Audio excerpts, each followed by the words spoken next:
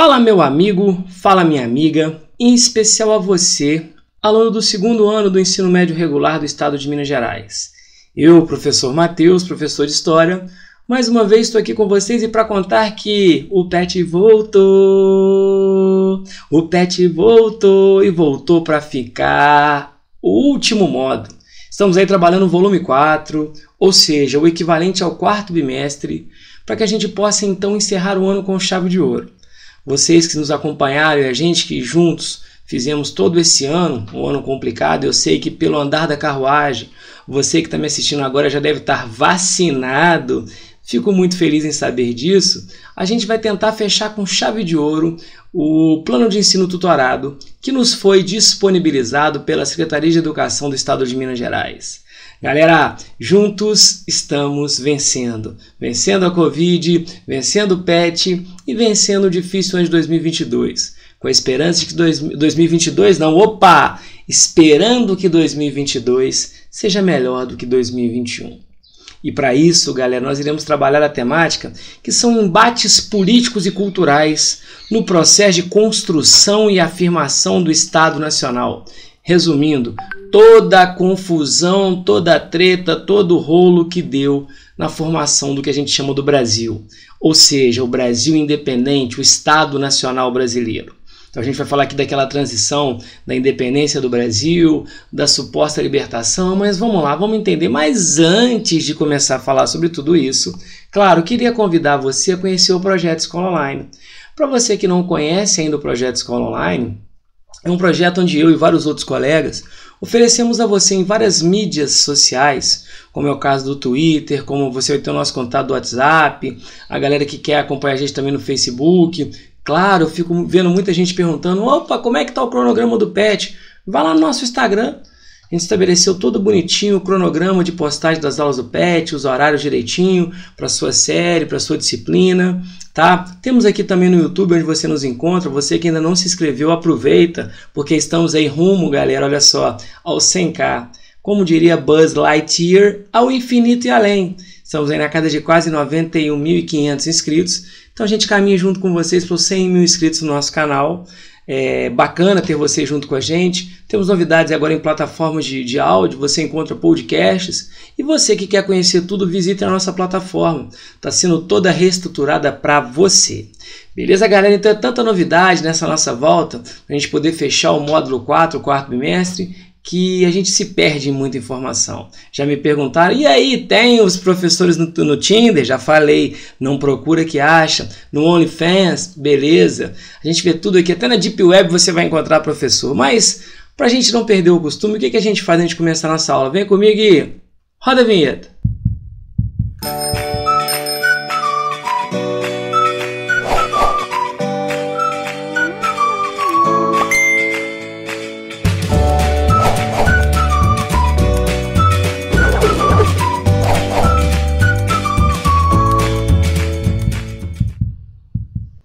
Bacana, né? Bora lá? Vamos fazer a coisa funcionar?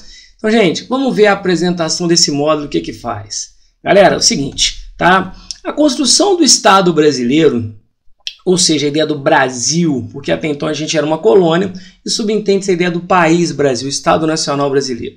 Se iniciou com a vinda da família real para a América Portuguesa em 1808 e o estabelecimento do governo de Dom João VI, o chamado período joanino, e se desenvolveu ao longo dos anos seguintes até a abdicação de Dom Pedro I em 1831. Então muita gente fala da tal independência do Brasil no 7 de setembro, mas se você olhar desde que a família real portuguesa vem para cá, você começa a desenrolar esse nosso Estado. E por que a família real portuguesa vem para cá? Por que Dom João e toda a comitiva vem para cá? O principal motivo da vinda da família real para a América Portuguesa foi o bloqueio continental napoleônico. Lembra disso? Quando Napoleão, então, querendo transformar a França na principal potência europeia, e como ele já havia tentado militarmente derrotar a Inglaterra e não conseguiram, em 1804 ele sofre uma derrota na famosa Batalha de Trafalgar. Ele espera a poeira baixar porque ele entende que em condições normais de temperatura e pressão não dá para bater de frente com a Inglaterra, porque naquele momento enfrentar a Inglaterra, principalmente na água, é tiro, porrada e bomba. que o Napoleão faz? Ele deixa a poeira baixar para 2 anos após a derrota, em 1806, estabelecer o bloqueio continental napoleônico, oficialmente conhecido como o Decreto de Berlim. O que ele faz? Ele tinha o objetivo de dinamizar a indústria francesa e acabar com a supremacia de sua principal rival, Inglaterra. Qual que é a ideia dele? Vejam aqui no pontilhado o que ele faz. Ele procura bloquear o continente europeu de produtos ingleses. Então é aquela história, a partir de agora, quando decretado o bloqueio, ou você faz comércio com a Inglaterra, ou você faz comércio com a França. Professor, posso continuar fazendo comércio com a Inglaterra? Pode. O máximo que vai acontecer é que o Napoleão vai invadir o seu país. Então olha só, quem desobedecesse seu comando seria invadido pelo exército português. Tá? Um fato que muita gente não comenta, quem foi o primeiro país a desobedecer? A Espanha. A Espanha foi o primeiro país a desobedecer. Napoleão literalmente invade a Espanha, destitui o rei espanhol, na época Fernando VII, e impõe o seu irmão como chefe do Estado espanhol. Tá? E Portugal, todo mundo sabe, não faz nem sai da moita. Portugal fica cozinhando e diante disso o que aconteceu? Essa transferência, ou seja, a vinda da família real para o Brasil, representou o aumento do domínio inglês sobre Portugal e o início do processo de independência do Brasil. Você fala, poxa professor, por que o aumento da dependência em relação à Inglaterra? Porque para a família real sair de Portugal e vir para cá, para que eles pudessem vir para o Brasil, a Inglaterra se disponibiliza a escoltar. Tanto que a corte portuguesa, há um cálculo que inicialmente viriam 3.000 pessoas. Dizem que chegou a vir quase 15. Porque vem o príncipe regente, a esposa, os filhos. Ah, mas tem que trazer a babá. Mas a babá vai deixar o marido? Vai deixar os filhos? E o primo? E assim, galera, transfere-se a corte para cá. Tá? E aí a Inglaterra, como na verdade faz essa escolta, ela tem privilégios, ela tem regalias. Tanto é que é o seguinte, para provar que o Brasil está mudando de dono, estamos tirando o Brasil do domínio português, entregando economicamente o Brasil para a Inglaterra. O que aconteceu, galera? Já no Brasil, Dom João VI realizou várias medidas que causaram impacto na sociedade colonial portuguesa, como a abertura dos portos. Muito cuidado, galera, por que essa data é tão importante? 1808. Porque o Brasil está literalmente abrindo seus portos, está quebrando o pacto colonial para as nações amigas. Quem era a grande amiga de Portugal na época? A Inglaterra. Tá? A Inglaterra era a grande o quê? Era a grande amiga. Porque representava-se então o fim do pacto colonial, além da permissão de manufaturas, que havia sido proibidas por Dona Maria I, a nossa querida Maria Louca, no Alvará de 1785, e ainda a realização de reformas urbanas e culturais que ocorreram no Rio de Janeiro para abrigar a corte portuguesa. Isso eu sempre falo com a galera, que com a família real chegando, você já deve ter recebido aquela visita em casa, que às vezes a sua mãe fala assim, ó, tá chegando uma visita, você vai ceder o seu quarto para visita. Então você prepara a casa toda bonita, né? Pega aquelas toalhas de mesa, que só a visita usa, aqueles pratos, e ainda fala assim, ó, não briga com a sua irmã por causa de comida não, deixa a visita comer primeiro. Então você prepara todo o Brasil para receber a família real. Então investe, faz um Brasil novo. Só que são luxos que são destinados a uma elite. E a população de classe mais baixa não tem tanto acesso. Por quê? Porque você vai criar instituições de ensino, escola de comércio, academia militar, a nossa primeira imprensa, Banco do Brasil, Jardim Botânico, Museu Nacional, tá? Academia de Belas Artes. E uma coisa que chama muita atenção é que na época, galera, a Academia de Belas Artes, o início do estudo das belas artes brasileiras, você traz a chamada missão artística francesa. Nomes importantes como Charles Debré. Vejam essa pintura aqui que é emblemática, vocês estão vendo acima de mim aqui, e o Debré é um cara que vai comandar essa questão cultural. É um dos grandes nomes que começa a retratar, através de um realismo, a realidade da sociedade, da cultura brasileira. Show de bola, galera? Então vejam vocês que a vinda da família real ela tem os pontos positivos e negativos. Melhora-se o Rio demais, só que todo grande gasto gera o quê? Imposto. Mas segue o barco, vamos lá, galera. A transferência dos principais órgãos da administração do Estado português para o Brasil, porque, galera, repara, eu estou trazendo a corte de Portugal para cá. Então, estou transferindo a família real de Portugal para o Brasil. Então, o Brasil se torna o quê? Oficialmente sede da monarquia portuguesa. Então, o que eu faço? Estou transferindo os órgãos de administração do Estado para o Brasil. Ministérios do Reino, da Marinha e Ultramar, chamado de transplante do Estado português. Então, literalmente, galera, o que eu faço? Tá? O Brasil deixa de ser periferia para ser o centro, tá, da administração portuguesa. Assim sendo, O centro das decisões foi interiorizando no Brasil, deixando de ser em Portugal. E um dos mais importantes, o que elevou o Brasil à condição de Reino Unido, de Portugal e Algarves. Então o Brasil oficialmente deixa de ser colônia para se transformar em Reino Unido de Portugal e Algarves, que eram na verdade o que? As ilhas que pertenciam a Portugal na região da África, devido às pressões do Congresso de Viena. As principais revoluções ocorridas durante o período joanino, porque nem só de maravilhas viveu-se o período joanino, foram a Revolução Pernambucana, ou seja, assim como a Inconfidência ou Conjuração Mineira, assim como a Conjuração Baiana, a Revolução Pernambucana é um movimento que com ideias iluministas falava-se da possibilidade de separar o Brasil de Portugal. Por quê? Porque eles enxergaram que a vinda da família real portuguesa para o Brasil encareceu demais o custo de vida. Então, é um movimento onde você tem a presença de senhores rurais e homens livres que se manifestavam contra os altos impostos gerados por quê? Pelos gastos da corte no Rio. Então é aquela história, o cara tá lá em Pernambuco, tá sentindo na pele o aumento do imposto para manter o luxo da família real que está na capital Rio de Janeiro. Tá? E a galera do Nordeste, que já a gente sabe já tinha sido o principal ponto econômico do Brasil, se ressentia da falta de participação. Tá? E nós também tivemos a famosa Revolução Liberal do Porto, ocorrida na cidade portuguesa do Porto, tá? Que era um movimento que vai exigir a volta da família real de Dom João. Por quê? Porque o que trouxe a família real para o Brasil? Napoleão. Só que o Napoleão não fica no poder para sempre. O cara chega em 1789 e em 1815 ele é derrotado. Então, quando há o Congresso de Viena que a gente vê aqui, então quando você fala do Congresso de Viena, eles falavam da ideia de restaurar.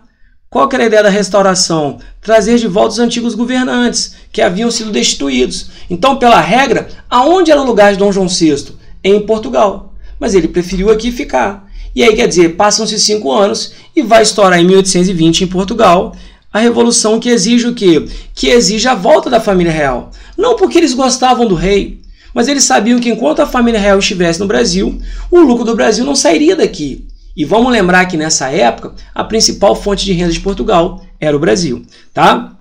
Então esse movimento foi organizado pela burguesia portuguesa, influenciado pela Revolução Francesa, que exigiu o retorno imediato de Dom João, a elaboração de uma nova Constituição de base liberal e o projeto de recolonização do Brasil, ou seja, fazer com que o Brasil voltasse a ser aquela colônia. Diminuir, você dá ao Brasil a condição de Reino Unido e depois recoloniza o país. Dessa forma, Dom João retorna para Portugal, deixando aqui como nosso príncipe regente Dom Pedro, o futuro Dom Pedro I. Nesse contexto ocorreu uma cisão, ou seja, um racha entre os dois grupos políticos do Brasil. Você tinha o quê? De um lado o Partido Português, formado por funcionários públicos, militares e comerciantes portugueses, claro, né? Partido Português formado por portugueses, e que concordava com a política das cortes, ou seja, que queria que Dom Pedro voltasse toda a família real. Enquanto, de outro lado, nós tivemos o Partido Brasileiro, composto por grandes latifundiários, que defendia a manutenção do liberalismo comercial, de uma abertura econômica. O Partido Brasileiro, temendo que houvesse um racha, uma fragmentação política, se junta, se aglutina em torno de Dom Pedro, que acaba declarando a independência. Claro que a independência é muito questionável, mas eu não posso negar a vocês que o quê? Que é o período joanino, onde você tem aqui a figura de Dom João VI, ela marca realmente esse processo de formação do Estado brasileiro com algumas nuances, com algumas ressalvas. Show de bola? Beleza? Então vamos lá, galera. O que está acontecendo aqui? Ó? Enem 2010. Leia o texto. Eu, o príncipe regente, faço saber aos que o presente alvará virem, que desejando promover e adiantar a riqueza nacional, e sendo um dos mananciais dela, as manufaturas e a indústria, sou servido abolir e revogar toda e qualquer proibição que haja a este respeito no Estado do Brasil. Então, olha só, galera, lembra que em 1785 havia sido proibido no Brasil a criação de indústrias e manufaturas. Então, Dom João ele vai meio que revogar essa ideia, tá? Mas o que eu falo, moçada, vejam vocês, esse era o sonho, mas existe uma diferença entre sonho e realidade. Beleza? Os atleticanos depois vão me cobrar isso, viu? Qual é o sonho do Atlético? Ser campeão brasileiro. Tudo indica que sim, mas olha que tem uma realidade vindo aí, tá? Eu, como flamenguista, vou deixar o recado, viu? Alô, Camilo, alô, Moraes, mas falando sério. Então, qual que era o sonho? O sonho realmente era que o Brasil tivesse a indústria, mas qual que foi a realidade? O projeto industrial de Dom João, o Dom João VI, conforme expresso no alvará, que alvará é esse, galera? Vejam vocês, olha só, não se concretizou. Que características desse período explicam esse fato? Então, por que o Brasil não tem essa indústria? Vamos lá. Porque, querendo ou não, galera, a partir do momento que a gente vai fazer a abertura dos portos, o que aconteceu? A Inglaterra ela passou a ter muita regalia aqui, tá? A gente fala que a abertura dos portos é quando o Brasil oficialmente está mudando de dono. Tanto é que 2 anos após ter feito a abertura dos portos, vai ser feito o chamado Tratado de Comércio e Navegação, que faz com que a Inglaterra tenha regalias financeiras. Então, por que não aconteceu? Porque, galera, vamos ser bem sinceros, a Inglaterra vai inundar o Brasil de produtos. Há um cálculo que cerca de 80% dos produtos que circulavam no Brasil nessa época eram produtos ingleses. Por quê? Como eu não estou vendendo para a Europa por causa do bloqueio continental, estou despejando aqui no Brasil. Então vamos lá. Quais são as características desse período que explicam esse fato? A ocupação de Portugal pelas tropas francesas e o fechamento das manufaturas portuguesas. A dependência portuguesa da Inglaterra e o predomínio industrial inglês sobre suas redes de comércio. A desconfiança da burguesia industrial colonial diante da chegada da família real portuguesa. Pelo contrário, a burguesia acaba tendo benesses. O confronto entre a França e a Inglaterra e a posição dúbia assumida por Portugal no comércio internacional. O atraso industrial da colônia, provocado pela perda de mercados pelas indústrias portuguesas. Primeiro, Portugal tem indústria. Então você percebe que o sonho era que você tivesse uma nascente indústria brasileira. Realidade, o Brasil está dependendo da Inglaterra, por isso eu sei que o quê? Que a letra B de bem, bom, a letra B de Botafogo, a letra B de Cruzeiro, a letra B de Vasco, tá? Um deles vai sair, mas que de certa forma marca o quê? A nossa bela resposta, a bem certa, a bem correta, mostrando a dependência de Portugal em relação à Inglaterra.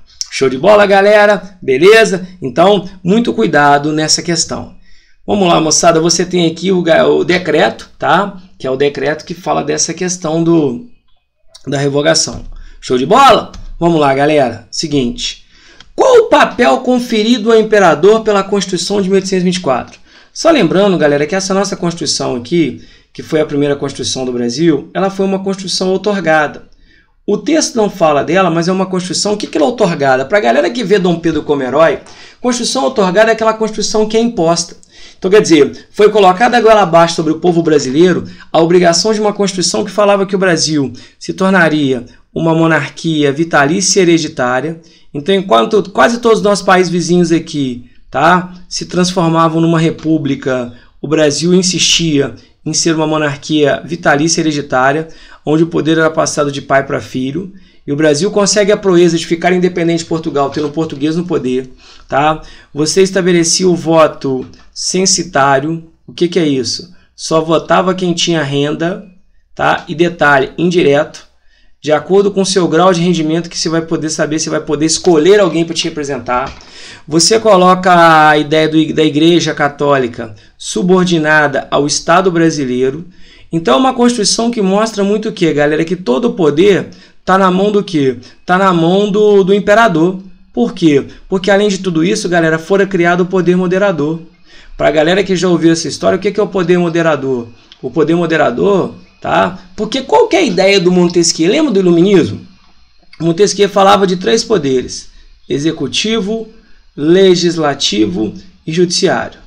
Qual que é a ideia? Que os poderes convivessem equilibrados. Quando Dom Pedro criou o poder moderador, qual que era a ideia? A ideia é bacana, porque se você tem 3 poderes, cada um tem 33,333%.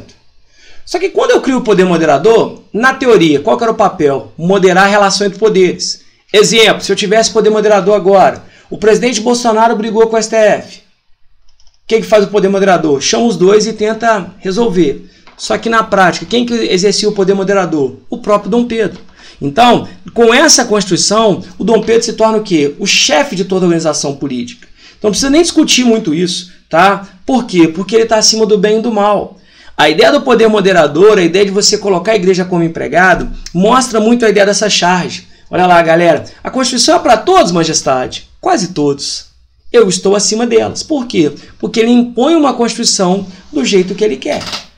Do jeito que ele realmente, o quê, moçada? Estabelece. Então, essa ideia de Dom Pedro como herói, ela, às vezes tem um pouco de mística. Show de bola? Beleza? Então segue aqui, galera, vamos lá. E a questão de número o quê? A questão de número 3.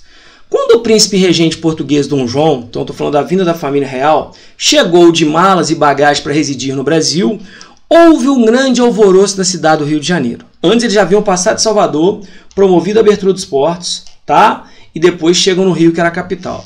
Afinal, era a própria encarnação do rei que aqui desembarcava. Dom João não precisou, porém, caminhar muito para alojar-se. Logo em frente ao cais estava localizado o Palácio dos Vice-Reis. Tá? Então o que eu estou falando, galera? Eu estou falando aqui sobre o quê? O início oficial do período joanino, tá? O período que a família real portuguesa, período joanino, o período que a família real portuguesa está se deslocando de Portugal para o Brasil, tá? E aonde o Brasil se torna oficialmente o quê? O centro de toda decisão. Então, o que a gente resume aqui? Isso aconteceu decorrendo da loucura de da rainha Dona Maria I, a Maria Louca, que não conseguia se impor ao contexto político europeu, tá? Nada a ver. Fruto das derrotas militares sofridas pelos portugueses ante os exércitos britânicos de Napoleão Bonaparte. Poxa, se o Brasil é parceiro da Inglaterra, que derrotas são essas? Portugal nem resolve lutar. Inversão da relação entre metrópole e colônia, já que a sede política do Império passava do centro Portugal para a periferia Brasil. Você fala, opa, essa me atende, hein? Alteração da relação política entre monarcas e vice-reis, pois eles passaram a controlar o mando do Partido das Colônias, nada disso. O sistema de vice-reinos era muito comum na América Espanhola. Ali você tem só a localização. Show? Imposição do comércio britânico, que precisava do deslocamento do eixo político para conseguir isenções alfandegárias. Não é uma imposição, tá? Acaba sendo uma consequência. A Inglaterra realmente consegue esses benefícios. Então eu vejo que você está vendo o quê, galera? Você está transferindo para cá, você está trazendo do centro para a periferia a situação do Brasil ser o que? A nova sede. Então a letra C de certa, tá? A letra C é os cruzeirenses que ficaram comigo, mas parece que recuperou. Viu, Galvão? Tá dado o recado. Tamo tranquilo então, gente. Então, mais uma vez, meu muito obrigado a vocês pela atenção. A galera que quiser fazer como treineiro, tá chegando aí a data do Enem, convido vocês a conhecer o nosso projeto Eu Não Erro Mais. Será um prazer tê-los conosco. E galera, até o próximo módulo. Beijo no coração. Fiquem com Deus. Tchau, tchau. Fui.